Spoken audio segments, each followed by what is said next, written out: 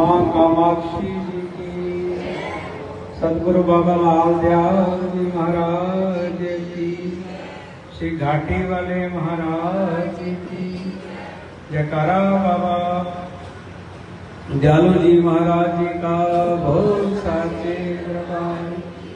माई मेरी सच्चियां जोता वाली माता जी काढ़ी सदा।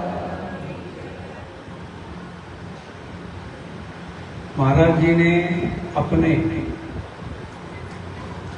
कितने सुंदर वचनों से हमें लाभान्वित किया है और हमें कैसे जीवन में चलना है। हवन और यज्ञ का महत्व महाराज जी ने बताया। हवन तो हम घर में कोई छोटी सी पूजा करनी होती है, गृह शांति करनी होती है, तो हमारे ब्राह्मण देवता जाते हैं, 1 दिन 2 दिन या 3 दिन की निजी आप पूजा करते हैं। और ये तो महायज्ञ है। और सबसे बड़ी बात ये देखिए आज यज्ञ की विशेषता कि जब हमारे यज्ञ आचार्य जी हवन कराने लगे तो पूरी संख्या, कितने यजमान बैठे थे, 108 पूरे थे। 108 यजमान थे। कहा गया है कि एक नक्षत्र के 4 चरण होते हैं और 27 नक्षत्र हैं। 27 को 4 से गुणा कर दो तो 108 बन जाते हैं, तभी वे माला पूरी होती है। और माला पूरी होती तभी है जब हमारी श्रद्धा हो। ये ना हो कि माला के जो मोती हैं बिखर जाए और हमें संभालने बैठे तो हमारी जिंदगी खत्म हो जाए। तो जितना समय हमारे को श्वासों का मिला है, इसको जितना हो सके उतना बटोर लो। पता नहीं अगली श्वास भी अपनी है या नहीं, क्योंकि बड़े भाग्य से हम सबको मानुष जीवन मिला। और मानुष जीवन के बाद सत्कर्म करने का मार्ग सर्वप्रथम हमारी माता ने, दूसरा पिता ने और फिर हमारे सदगुरु ने ये मार्ग बताएं। इन मार्गों को अगर आप पकड़ लेते हैं तो जिंदगी में कभी ठोकर नहीं खा सकते। जब भी कर्म करो आंखें बंद करके और कान खुले करके, क्योंकि आंखों से अगर देखोगे तो आपको दुनिया की निंदाएं नजर आएंगी। आप देखेंगे कि इस ब्राह्मण जी ने ये जो कर्म कराया है ये गलत करा दिया, दूसरे ब्राह्मण ने जो कर्म करा दिया अच्छा करा दिया। भाई हम कौन होते हैं इसका अच्छे और बुरे का जानने वाले? ब्राह्मण सभी पूजनीय हैं और सभी ब्राह्मणों का मान रखना चाहिए। अगर हमने इनका मान सम्मान किया, घर में बैठ के इनका पूजन करवाया, तो हमारा सभी देवतुल्य जो यज्ञ होते हैं वह सफल होते हैं। हम क्या करते हैं, ब्राह्मणों की थोड़ी देर बाद निंदा करनी शुरू कर देते हैं। ठाकुर जी के हृदय में रहने वाले वह ब्राह्मण हैं, जिनको ठाकुर जी स्वयं पूजते हैं, हम उनका विस्तार नहीं कर सकते। अगर हम करते हैं तो समझ लीजिए हमारी अल्प बुद्धि है। हमारे को लगता है कि इसका मतलब ना तो माता और पिता ना गुरु का ज्ञान मिला भी तो हमारे को थोड़ा ज्ञान मिला। इसमें अपमान किसका होता है, उस कोप को गाली देते हैं। इसने आपको सत्कर्म दिया पर आपने सीखा नहीं। उस पिता ने आपको कर्म करना सिखाया, आपने सीखा नहीं। सदगुरु ने आपको हरि से मिलाने का मार्ग बताया, आपने सीखा नहीं। फिर दोष लगाते हैं आप ब्राह्मण पर, माता पर, पिता पर। यह धिक्कार होता है। इसलिए महाराज श्री जी जो वचन कहे बड़े ही अतुलनीय वचन है। और महाराज जी की सेहत ठीक ना होते हुए भी महाराज जी यहाँ आए हैं। तहे दिल से फिर महाराज जी का शुक्रगुजार हैं। और ऐसी करुणा, ऐसी कृपा हम सब पर संतों की बनी रहे तो देखिए कितना हमारा यज्ञ सफल हो जाता है। इस यज्ञ में एक नहीं अनेकों विशेषताएं हुई। सर्वप्रथम जब शोभा यात्रा लेकर शाहनहर पहुंचे तो घाटी वाले महाराज जी वहां पहुंच गए। इस संत कृपा। और जिस समय हम मंडप में प्रवेश करने लगे तो हमारे बाबा लाल दयाल गद्दी के श्री महामंडलेश्वर रमेश लाल जी पहुंचे। और दूसरे दिन जब हम यज्ञ में चल रहे हैं तो हमारे फिर पुनः घाटी वाले महाराज जी पहुंचे जब यज्ञ आरंभ करने लगे। और आज देखो यज्ञ हमारा पूर्ण हो रहा है तो संत कृपा हुई या नहीं हुई? संत कृपा ही भगवान से मिलाती है। ये हरि की कृपा ही होती है। हरि स्वयं देखते हैं संतों को अपने रूप में। ये संत की कृपा नहीं, ये भगवंत की कृपा। और भगवंत की कृपा ही संत पर आप पर कृपा और करुणा करती है। कभी भी संत का निरादर न करो। पहली बात तो ये, कभी किसी का निरादर करना ही नहीं चाहिए। अगर हम किसी का निरादर करते हैं फिर वही बात कहूंगा कि हम अपनी उस जननी की गाली देते हैं, उस कोक को गाली देते हैं जिसने आपको इस मानुष जीवन में लाकर आपको सत्कर्म करना सिखाया। और आप सीखने की बजाय आप तो नशे में पड़ गए।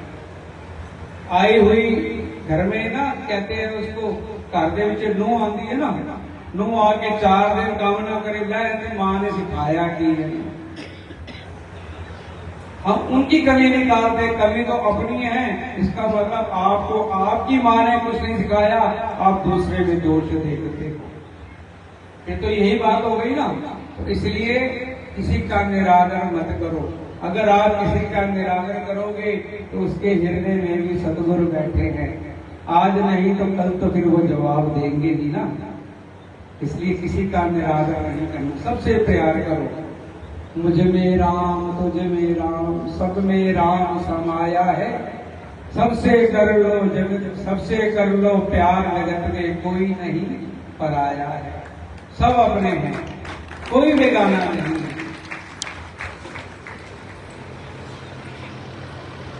एक और बात, कल की बड़ी कृपा हुई महाराज जी। कल हमारे आचार्य जी माँ भगवती का पूजन करा रहे हैं। और पूजन कराते समय जब श्रृंगार हुआ तो चवर में बुलाया गया, माता जी को कज्जल लगाया गया, पूरे एक एक अंग को उनको प्रफुल्लित किया गया। और जब उनको आईना दिखाया श्रृंगार देखने के लिए, हम देखते हैं ना अपना श्रृंगार करने के बाद कैसे है, तो ऐसे ही माँ भगवती को जब दिखाया गया तो उस शीशे में तिरेड़ आ गई।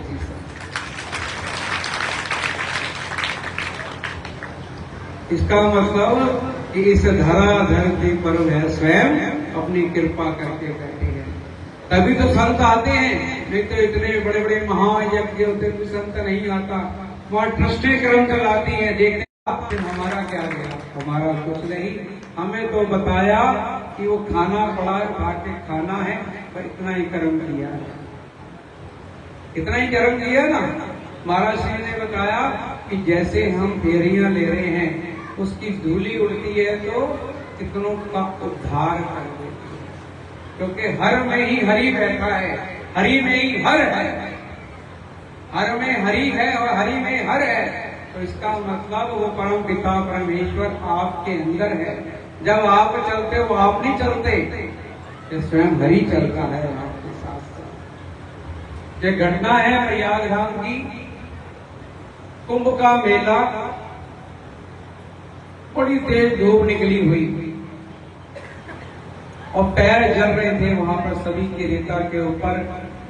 और एक महात्मा, बड़े सिद्ध महात्मा, पर लगते नहीं थे, लगते तो ऐसे थे जैसे पकड़ते हैं। और उनका तेज कैसे पता चला कि सब जगह धूप कड़क पड़ रही है। वो जैसे जैसे चल रहे थे उनके ऊपर तो ऐसे थे जैसे सदगुरु की कृपा ठंडी छां करके, जैसे जैसे चल रहे थे वैसे वैसे उसके आगे छाया चल रही थी। ये हमने स्वयं अपनी आंखों से देखा है। ये क्या है? ये तप है। संतों का तप ही सबको उजागर करता है। ये महाराज श्री का तप है, ये जो आपके ऊपर निछावर करने आए हैं। नहीं तो कौन किसी के पास जाता है।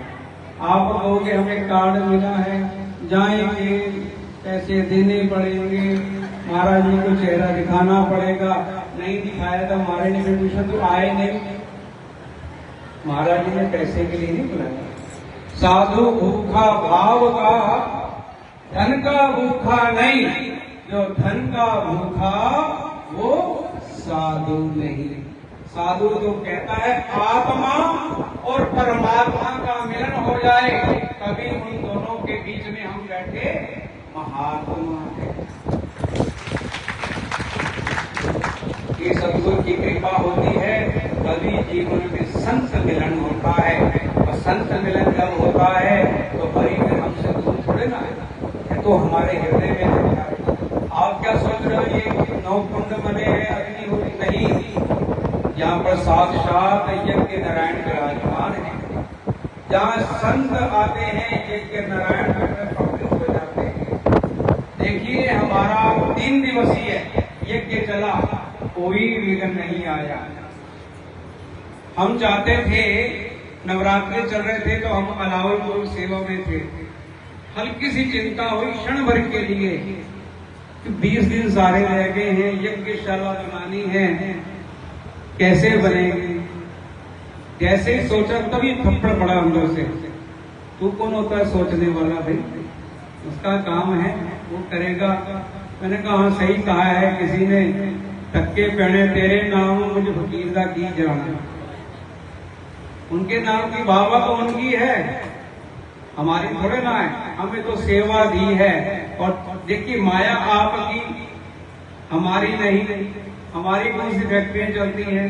फैक्ट्री तो आप ही ना, श्रद्धा और प्रेम की, विश्वास की, ये तभी चलती है ना। कोई भी कर्म है वो श्रद्धा के बगैर नहीं चल सकता। मायापति तो एक सब एक बढ़कर बैठे हैं, पर ऐसे कर्म करने वाले कोई विरले मिलते हैं। धन्य है हम सब माँ चामुंडा देवी से आए हुए हमारे यज्ञ आचार्य और उनके सभी परिकर, जिन्होंने पूर्ण रूप से श्रद्धा से, प्रेम से, विश्वास से इस यज्ञ को पूरा किया। फिर उनके लिए बहुत बहुत बधाई, क्योंकि यह जीवन बार बार नहीं मिलता। कहीं ना कहीं तो हमें अंकुश लगाना पड़ेगा ना। जैसे एक हमने सुबह भोजन कर लिया, जैसे ही भोजन किया तो रसोई से दोपहर को क्या खाना है, भैया जो सुबह खाया उसको हजम तो होने दो। अगली चिंता करके बैठे हो, पता नहीं दोपहर का समय है भी या नहीं है। और जितना समय है वो नाम में, जप में लगाओ। चिंता तो बड़ी रहती है, मैंने ये बनाना, कभी ये भी चिंता कर लिया करो कि आज मैंने जप कम किया है, ये कैसे पूरा करूं, इसको पूरा भी तो करना है ना। तो भैया साथ में ढोल वाला भैया एक लगाओ। जिसके हृदय में हरि सुमरण होगा, उसका सफल क्यों ना जीवन होगा।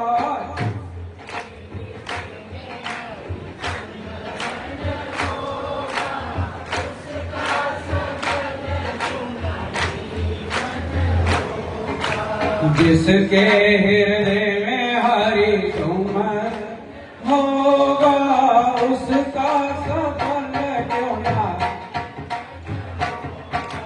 ऐसा प्यारा उसको हरि दर्शन होगा। जिसके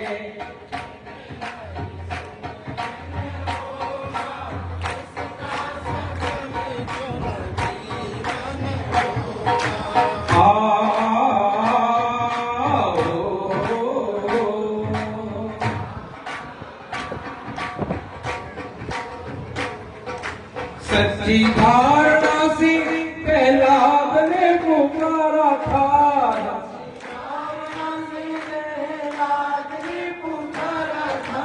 सच्ची धारणा से प्रहलाद ने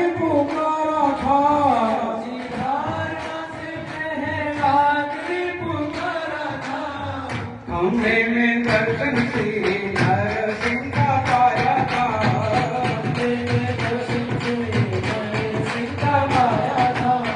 जिसका सहायक रघुनंदन होगा, उसका सफल क्यों न जीवन होगा। जिसका सहायक रघुनंदन होगा, उसका सफल क्यों न जीवन होगा। जिसके हृदय में हरि सिमरण होगा, उसका सफल क्यों ना जीवन होगा। आज सफल हो गया, जिंदगी नहीं हुई कल, ये बताइए, हाथ खड़े करके बताइए किस किस की जिंदगी सफल गई। फिर तो भैया इसके आगे अंकुश, अब आगे नहीं सोचना कि क्या होगा क्या नहीं, बस श्वासों की माला में उस सतगुरु का नाम सिमरण करते रहो। द्रौपदी ने बांधा केवल 4 कच्चे धागों से,